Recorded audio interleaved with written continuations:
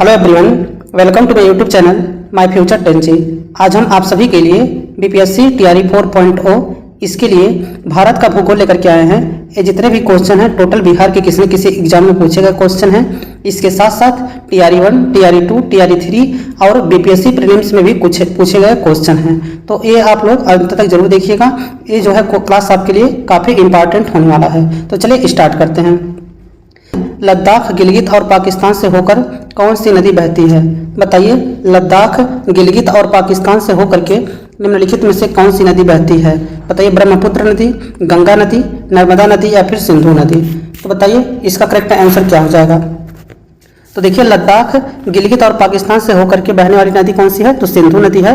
Option number D जो है इसका करेक्ट आंसर हो जाएगा। चलिए नेक्स्ट क्वेश्चन पे चलते हैं। अगला क्वेश्चन देखिए ये क्वेश्चन बहुत ज़्यादा आपके एग्जाम में पूछा जाता है कि काजीरंगा राष्ट्रीय उद्यान निम्नलिखित में से किस राज्य में स्थित है? तो बताइए, काजीरंगा राष्ट्रीय उद्यान जो है निम्नलिखित में से किस राज्य में स्थित है? बताइए, तमिलनाडु में है, असम, केरल या फिर आंध्र प्रदेश में है? तो देखिए, काजीरंगा जो है ये कहाँ पे है? असम राज्य में है। कहाँ पे है? असम में है। ऑप्शन नंबर सेकंड इसका करेक्ट आंसर हो जाएगा। देखिए, काजीरंगा नेशनल पार्क जो है एक सींग वाला गैंडा के लिए फेमस है। ये भी बात आप लोग याद रखिएगा। एक सींग वाला गैंडा के लिए कौन फेमस है? काजीरंगा नेशनल पार्क है। इसे आप लोग याद रखिएगा। चलिए नेक्स्ट क्वेश्चन पे चलते हैं। अगला क्वेश्चन देखिए यहाँ पे अगला क्वेश्चन है, वाल्मीकि टाइगर रिजर्व किस जिले में स्थित है? बताइए, वाल्मीकि टाइगर रिजर्व जो है ये बिहार के किस जिले में स्थित है? बताइए, पश्चिमी चंपारण में स्थित है, पटना में स्थित है, औरंगाबाद या फिर कटिहार में? तो देखिए, वाल्मीकि टाइगर रिजर्व जो है ये बिहार के पश्चिमी चंपारण में स्थित है। ऑप्शन नंबर फर्स्ट इसका करेक्ट आंसर हो जाएगा। वाल्मीकि राष्ट्रीय उद्यान जो है ये क्या है? ये टाइगर रिजर्व भी है और वन्यजीव अभ्यारण्य भी है। तो टाइगर रिजर्व और वन्यजीव अभ्यारण्य दोनों है और ये बिहार के पश्चिमी जिले में स्थित है और भारत नेपाल की सीमा पर स्थित है। ये भी बात आप लोग याद रखिएगा। अगर पूछेगा कि वाल्मीकि टाइगर रिजर्व जो है किन दो देशों की सीमा पर स्थित है, तो भारत और नेपाल की सीमा पर स्थित है। ये भी बात आपको याद रखना है। और देखिए, यह जो है गंडक नदी के तट पर स्थित है। ये भी बात आप लोग याद रखिएगा। अगर पूछेगा किस नदी के तट पर स्थित है, तो आप लोग गंडक नदी के तट पर बताइएगा। और यह बिहार का एकमात्र राष्ट्रीय उद्यान है। ये भी बात आप लोग याद रखिएगा। तो चलिए नेक्स्ट क्वेश्चन पे चलते हैं। अगला क्वेश्चन देखिए यहाँ पे अगला क्वेश्चन है, निम्नलिखित में से किस राज्य में एशियाई सिंह पाए जाते हैं? बताइए, निम्नलिखित में से किस राज्य में एशियाई सिंह पाए जाते हैं? बताइए, मध्य प्रदेश में, कर्नाटक में, महाराष्ट्र या फिर गुजरात में? तो बताइए, निम्नलिखित में से किस राज्य में एशियाई सिंह पाए जाते हैं? तो देखिए, एशियाई सिंह पाया जाता है गुजरात राज्य में। किस राज्य में?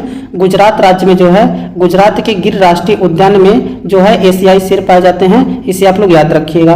ये क्वेश्चन जो है बिहार के ही नहीं बल्कि किसी भी एग्जाम में, किसी भी स्टेट के एग्जाम में जो है ये क्वेश्चन बहुत ज़्यादा रिपीट करता है। तो चलिए नेक्स्ट क्वेश्चन पे चलते हैं। अगला क्वेश्चन देखिए अगला क्वेश्चन है, किस शहर में भारत की प्रथम रेल यूनिवर्सिटी स्थित है? बताइए, किस शहर में भारत की प्रथम रेल यूनिवर्सिटी स्थित है? बताइए, बड़ोदरा में, अंबाला में, वाराणसी या फिर दानापुर में? तो बताइए, किस शहर में भारत की प्रथम रेल यूनिवर्सिटी स्थित है? तो ये देखिए, गुजरात के बड़ोदरा में। कहाँ पे स्थित है? गुजरात के बड़ोदरा में स्थित है। ऑप्शन नंबर फर्स्ट जो है इसका करेक्ट आंसर हो जाएगा। चलिए नेक्स्ट क्वेश्चन पे चलते हैं। अगला क्वेश्चन देखिए ये जितने भी क्वेश्चन हैं अभी तक हम जितने भी क्वेश्चन करा रहे हैं, बिहार में अगर किसी भी एग्जाम कोई भी एग्जाम हुआ है तो वहाँ पर जितने आए हुए क्वेश्चन हैं उनको करा रहे हैं। इसके बाद आप लोग जब इतना कवर कर लेंगे तो जितने भी स्टेट में अगर ज्योग्राफी से क्वेश्चन बने हैं, जैसे यूपी पीसीएस का होता है, वहाँ भी मतलब ज्योग्राफी बहुत ज़्यादा पूछा जाता है, तो वहाँ का भी क्वेश्चन हम अगर ये सब समाप्त हो जाता है तो उसको भी कवर कराएंगे, ताकि आपके एग्जाम में बीपीएससी टीआरई 4.0 में इससे बाहर जो है ज्योग्राफी पूछा ही न जाए। तो आप लोग जितने भी स्टेट में पूछे गए हैं टोटल पहले बिहार वाला कर लीजिए, उसके बाद अदर स्टेट वाला भी करवा देंगे। देखिए यहाँ पे नेक्स्ट क्वेश्चन है, भारत में मीठे पानी की सबसे बड़ी झील कौन सी है? बताइए, भारत में मीठे पानी की सबसे बड़ी झील कौन सी है? बताइए, डल झील है, नैनीताल झील है, लोकटक या फिर वुलर झील है? तो देखिए, भारत में अगर पूछेगा सबसे बड़ी मीठे पानी की झील जो है तो ये कौन सी है? वुलर झील है। कौन है? वुलर है, जो ऑप्शन नंबर डी इसका करेक्ट आंसर हो जाएगा। वुलर झील जो है एशिया की सबसे बड़ी ताजे पानी की झील है। ये भी बात आप लोग याद रखिएगा। और यह केंद्र शासित प्रदेश जम्मू कश्मीर के बांदीपोरा जिले में स्थित है। ये भी आप लोग याद रखिएगा। चलिए नेक्स्ट क्वेश्चन पे चलते हैं। अगला क्वेश्चन देखिए अगला क्वेश्चन है, भारत नेपाल अंतर्राष्ट्रीय सीमा के सहारे कौन सा राज्य स्थित नहीं है? बताइए, भारत नेपाल अंतर्राष्ट्रीय सीमा के सहारे कौन सा राज्य स्थित नहीं है? बताइए, पश्चिम बंगाल, सिक्किम, उत्तराखंड या फिर हिमाचल प्रदेश? तो देखिए इसका करेक्ट आंसर हो जाएगा Himachal Pradesh. Option number D जो है इसका करेक्ट आंसर हो जाएगा।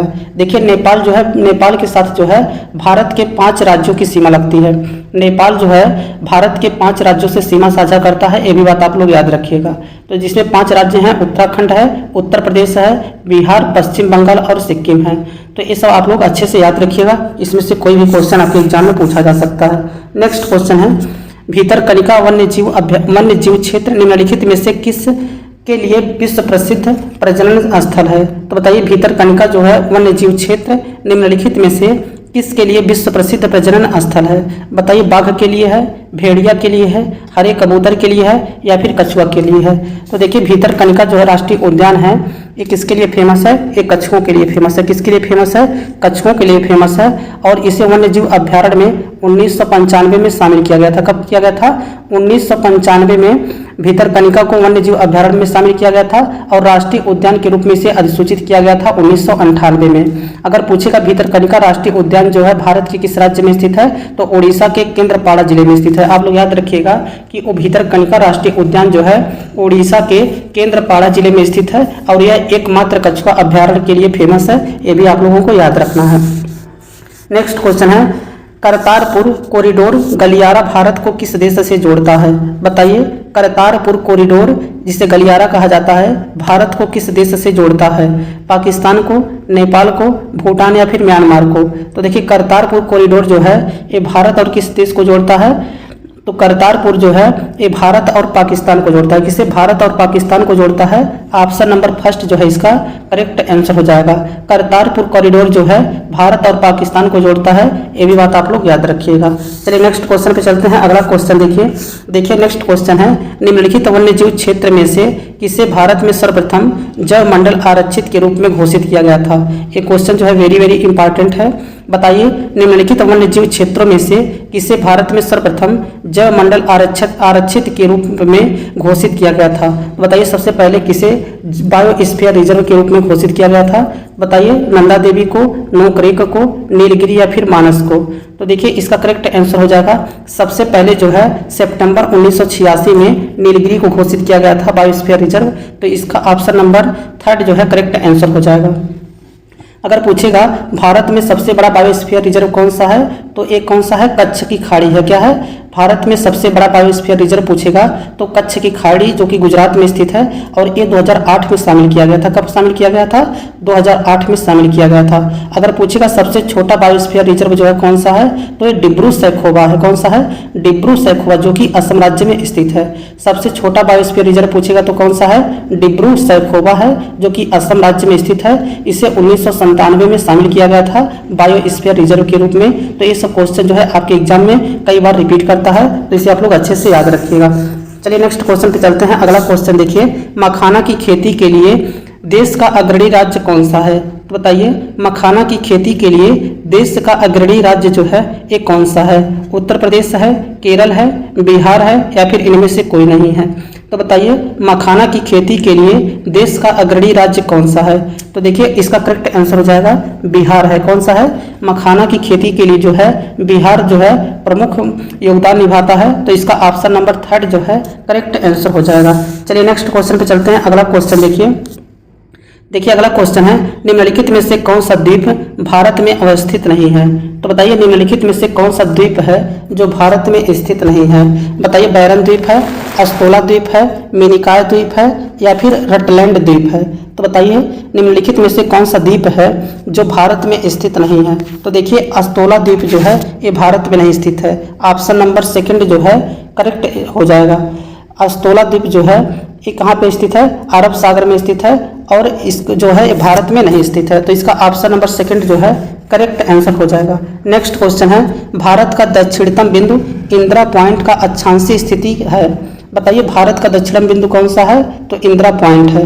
और इसका पूछेगा कि अक्षांशीय स्थिति कितना है, तो अक्षांशीय स्थिति जो है 6 डिग्री 30 मिनट नॉर्थ है। कितना है? 6 डिग्री 30 मिनट नॉर्थ है। ये भी बात आप लोग याद रखिएगा। चलिए नेक्स्ट क्वेश्चन पे चलते हैं। अगला क्वेश्चन देखिए, अरुणाचल प्रदेश के ईटानगर और गुजरात के कच्छ के स्थानीय समय में कितने घंटे का अंतर है? बताइए अरुणाचल प्रदेश के ईटानगर और गुजरात के कच्छ के स्थानीय समय में कितने घंटे का अंतर है? तो देखिए इसका करेक्ट आंसर हो जाएगा 2 घंटे का अंतर है। ऑप्शन नंबर थर्ड जो है करेक्ट आंसर हो जाएगा। गुजरात एवं अरुणाचल प्रदेश के बीच जो है स्थानीय सीमा में 2 घंटे का अंतर है। ये बात आप लोग याद रखिएगा, क्योंकि भारत के चरम पूर्व अरुणाचल प्रदेश एवं चरम पश्चिम गुजरात के बीच 30 डिग्री का अंतर है। तो 30 डिग्री का अंतर है तो 1 डिग्री बराबर होता है 4 मिनट, तो 30 डिग्री बराबर हो जाएगा 120 मिनट, और 120 मिनट में हम 60 से अगर भाग देंगे तो 2 घंटा हमारा करेक्ट आंसर हो जाएगा। चलिए नेक्स्ट क्वेश्चन पे चलते हैं। अगला क्वेश्चन देखिए थालघाट, भोरघाट, पालघाट दर्रा किस पर्वत में अवस्थित है? बताइए थालघाट, भोरघाट एवं पालघाट दर्रा जो है यह किस पर्वत में स्थित है? बताइए पूर्वी घाट पर्वत में स्थित है, पश्चिमी घाट पर्वत में स्थित है, खासी पर्वत में स्थित है, या फिर इनमें से कोई नहीं। तो देखिए इसका करेक्ट आंसर हो जाएगा भारत के पश्चिमी तट पर स्थित है। पश्चिमी तट पर स्थित है, ऑप्शन नंबर सेकंड जो है इसका करेक्ट आंसर हो जाएगा।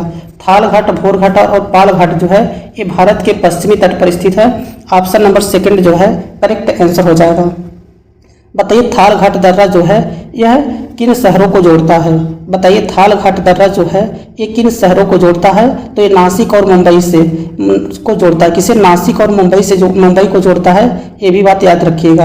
अगर पूछेगा भोरघाट जो है किसको जोड़ता है, तो मुंबई को पुणे से जोड़ता है। किसे जोड़ता है? मुंबई को पुणे से जोड़ता है। और पालघाट पूछेगा तो केरल को तमिलनाडु से जोड़ता है। ये भी बात आप लोग याद रखिएगा। तो ये सब क्वेश्चन जो है वेरी वेरी इंपॉर्टेंट है, इसे आप लोग अच्छे से कवर करते हुए चलिएगा। देखिए नेक्स्ट क्वेश्चन है, सतलज से काली नदी के बीच के हिमालय को क्या कहते हैं? बताइए सतलज एवं काली नदी के बीच के हिमालय को क्या कहा जाता है? बताइए असम हिमालय कहा जाता है, कुमायूं हिमालय कहा जाता है, या फिर पश्चिमी हिमालय कहा जाता है, या फिर पूर्वांचल हिमालय कहा जाता है। तो देखिए सतलज एवं काली नदी के बीच स्थित हिमालय को जो है एक कुमायूं हिमालय कहा जाता है। ऑप्शन नंबर सेकंड जो है करेक्ट आंसर हो जाएगा। सतलज एवं काली नदी के बीच स्थित हिमालय को क्या कहते हैं? कुमायूं हिमालय कहते हैं। ऑप्शन नंबर सेकंड इसका करेक्ट आंसर हो जाएगा। लेकिन अगर पूछेगा सिंधु से सतलज नदी के बीच के हिमालय को क्या कहते हैं, तो कश्मीर या पंजाब हिमालय कहते हैं। क्या कहते हैं?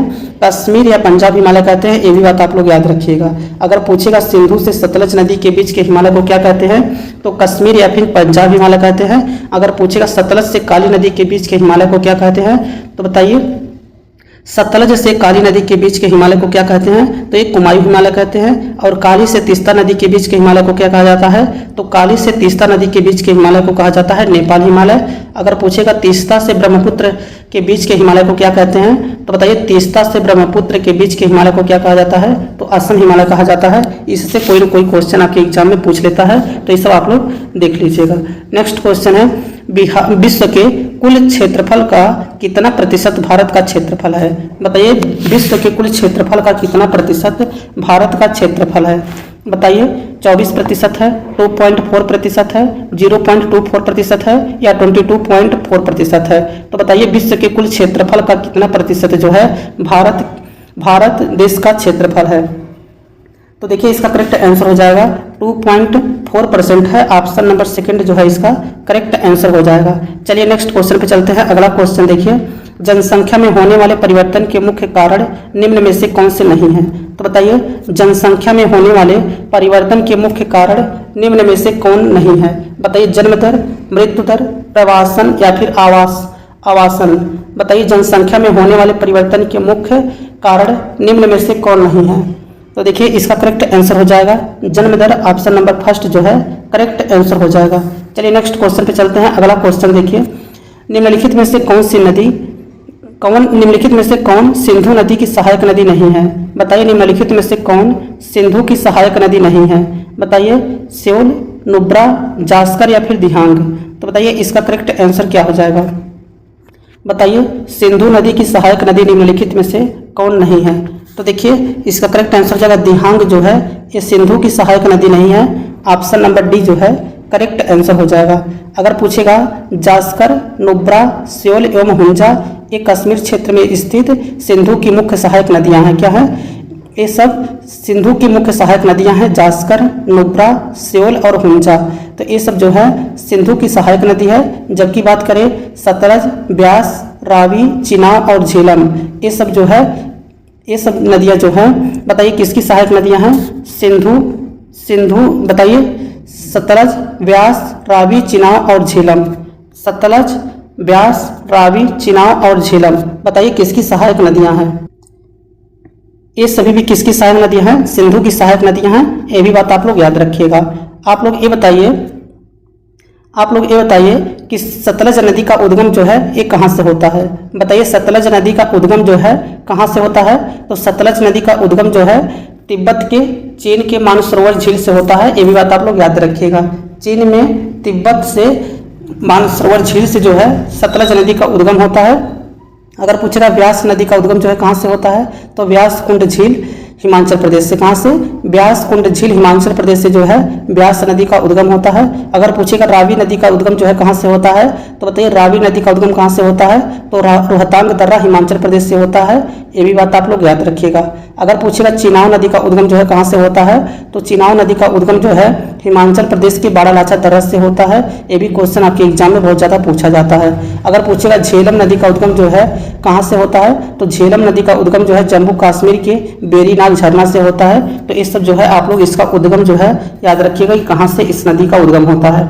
नेक्स्ट क्वेश्चन है मयूराक्षरी बहुउद्देशीय नदी घाटी परियोजना किस राज्य में स्थित है? बताइए मयूराक्षरी बहुउद्देशीय नदी घाटी परियोजना जो है किस राज्य में स्थित है? बताइए कर्नाटक, महाराष्ट्र, उत्तर प्रदेश या फिर पश्चिम बंगाल। तो देखिए इसका करेक्ट आंसर हो जाएगा ये पश्चिम बंगाल में स्थित है। ऑप्शन नंबर डी जो है करेक्ट आंसर हो जाएगा। मयूराक्षरी जलाशय परियोजना जो है कहाँ पे स्थित है? मयूराक्षरी नदी पर बनाई गई है और ये पश्चिम बंगाल में स्थित है। तो इसका ऑप्शन नंबर डी जो है करेक्ट आंसर हो जाएगा। चलिए नेक्स्ट क्वेश्चन पे चलते हैं। अगला क्वेश्चन देखिए अगला क्वेश्चन है सिमलीपाल अभ्यारण्य किस राज्य में स्थित है? बताइए सिमलीपाल जो है अभ्यारण्य जो है ये किस राज्य में स्थित है? बताइए मिजोरम में स्थित है, कर्नाटक में स्थित है, उड़ीसा फिर असम में स्थित है। तो देखिए सिमलीपाल जो है ये कहाँ पे है? उड़ीसा राज्य में स्थित है। ऑप्शन नंबर डी जो है करेक्ट आंसर हो जाएगा। सिमलीपाल और सतकोसिया ये दोनों अभ्यारण्य जो है कहाँ पे हैं? उड़ीसा राज्य में स्थित है। अगर पूछेगा असम राज्य में कौन कौन सा नेशनल पार्क है? तो मानस, नामेरी, काजीरंगा और ओरांग। मानस, नामेरी, काजीरंगा और ओरांग ये सब कहाँ पे हैं? मानस, नामेरी, काजीरंगा और ओरांग ये सभी जो हैं ये कहाँ पे हैं? तो ये असम राज्य में स्थित है। और बिहार में केवल एक नेशनल पार्क है जो कि वाल्मीकि नेशनल पार्क है और ये बिहार के पश्चिमी चंपारण में स्थित है। ये भी बात आप लोग याद रखिएगा। चलिए नेक्स्ट क्वेश्चन पे चलते हैं। अगला क्वेश्चन देखिए जबलपुर किस नदी के किनारे स्थित है? बताइए जबलपुर जो है ये किस नदी के किनारे स्थित है? बताइए कृष्णा, नर्मदा, कावेरी या फिर शिप्रा। तो देखिए जबलपुर जो है ये मध्य प्रदेश में नर्मदा नदी के तट पर स्थित है। ऑप्शन नंबर जो है सेकंड इसका करेक्ट आंसर हो जाएगा।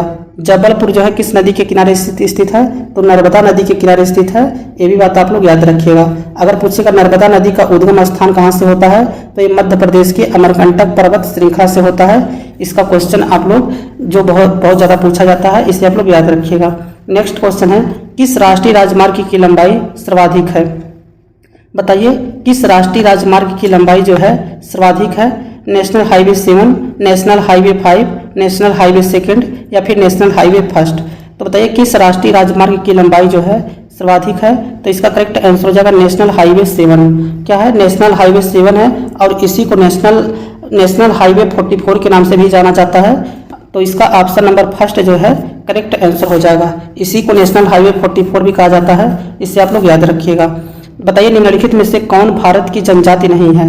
बताइए निम्नलिखित में से कौन भारत की जनजाति नहीं है?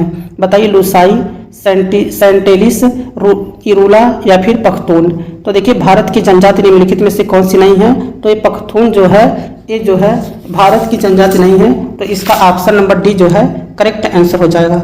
पख्तून जो है ये अफगानिस्तान और पाकिस्तान के उत्तर पश्चिम प्रांत में रहते हैं। तो ये भी बात आप लोग याद रखिएगा। नेक्स्ट क्वेश्चन है देखिए यहाँ पे सहन गहनता का सूत्र क्या होता है? बताइए सहन गहनता का सूत्र जो है क्या होता है? तो देखिए इसका सूत्र होता है शुद्ध बोया गया क्षेत्र बटे कुल बोया गया क्षेत्र इंटू 100। क्या होता है? शुद्ध बोया गया क्षेत्र इंटू कुल बोया गया क्षेत्र। ऑप्शन नंबर फर्स्ट जो है इसका करेक्ट आंसर हो जाएगा।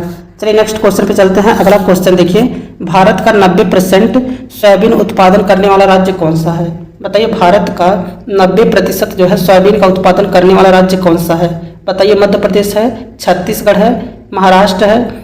देखिए मध्य प्रदेश या फिर छत्तीसगढ़ है, महाराष्ट्र या मध्य प्रदेश है, महाराष्ट्र या फिर कर्नाटक है, उत्तर प्रदेश या मध्य प्रदेश है।